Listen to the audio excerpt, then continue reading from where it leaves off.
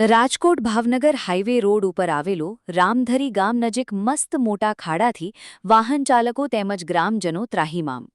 વાહન ચાલકો અને સ્થાનિકોમાં ભારે રોષ જોવા મળી રહ્યો છે. રોજબરોજ આ માર્ગ પરથી ભારે લોડિંગ વાહનો, ડમ્પરો, ટ્રકો તેમજ નાના મોટા વાહનો પસાર થાય છે. ઠેર ઠેર પડેલા વિશાળ ખાડાઓ વરસાદી પાણીથી ભરાઈ જતા અકસ્માતનો ભય વધુ ઘેરો બન્યો છે. અનેક સ્થળોએ રસ્તો એટલી હદે બિસ્માર બન્યો છે કે વાહન ચાલકોને જીવના જોખમે પસાર થવું પડી રહ્યું છે. સ્કૂલ કોલેજના વિદ્યાર્થીઓ, કર્મચારીઓ, ગ્રામ્ય વિસ્તારના લોકો તેમજ રાજકોટથી ભાવનગર તરફ અવરજવર કરતા હજારો નાગરિકો માટે આ માર્ગ હાલ મુશ્કેલીનું કારણ બન્યો છે. સ્થાનિકો દ્વારા અનેક વખત મૌખિક અને લેખિત રજૂઆતો કરવા છતાં તંત્ર દ્વારા આજ દિન સુધી કોઈ અસરકારક કાર્યવાહી કરવામાં આવી નથી.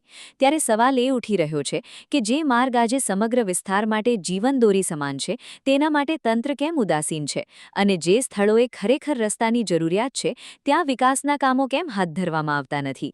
નગરજનોમાં એવી પણ ચર્ચા ઉઠી રહી છે. રિપોર્ટર વિપુલ બલ્યા, સિહોર. મારું નામ સંજયભાઈ જીણાભાઈ, મકવાણા, ગામ રામધરી અને ભાવનગર રાજકોટ હાઈવે NH51 જે રોડ આવેલો છે નેશનલ હાઈવે, અને એની ઉપર દર વર્ષે છેલ્લા 10 વર્ષથી અમારા ગામમાં ખાડાની સમસ્યા છે, જેનું કાયમી ધોરણે નિકાલ નથી થતો. તો સરકારશ્રીને અમારી એવી અપીલ છે કે તાત્કાલિક ધોરણે તેનો નિકાલ કરવામાં આવે. અને ગ્રામજનો દ્વારા આ ખાડાને દર વખતે બોરવામાં આવેલો છે, પણ છતાં પણ જે માટી છે એ નીકળી જાય છે. તો અમારી એવી અપેક્ષા પણ છે કે આટલા વિસ્તારમાં RCC નું રોડ કરવામાં આવે અને તેનું કારણ કે કાયમી ધોરણે તેનો નિકાલ થઈ જાય. અને અમારા ગામમાં આવા નાના મોટા અકસ્માત થાય છે, જેથી કરીને બહુ મોટી જાનહાની થાય છે. હજી કાલનો એક કિસ્સો લઈ કે બિચારા ટુ વ્હીલર વાળા બંને જણા પડ્યા હતા, નાનું બાળક હતું અને બિચારા બહુ હેરાન થયા હતા, અને જેને અમે સમયસર અમે પહોંચી ગયા હતા અને તાત્કાલિક ધોરણે તેને હોસ્પિટલ પહોંચાડી અને પ્રાથમિક સારવાર આપી હતી. અમારી માંગ એક જ છે કે તાત્કાલિક ધોરણે આ ખાડાનો નિકાલ કરવામાં આવે.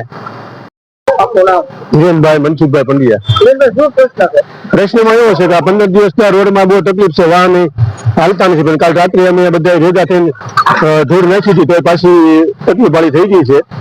અને અમે તો એ રજૂઆત તો સરકાર પાસે આશા રાખીએ છીએ કે આ ટૂંક સમયમાં 2-3 દિવસમાં રિપેરિંગ થઈ જાય તો કોઈનું મૃત્યુ ન થાય. હા, લેખિતમાં રોડ ખાતાવાળાને આપેલી છે અરજી, અને એનો નિરાકરણ જલ્દી આવે એવી અમારી આશા છે. હવે તમારે શું માંગ? બસ આજથી અમારે તાત્કાલિક ધોરણે આ રોડ નું કામ થઈ જાય.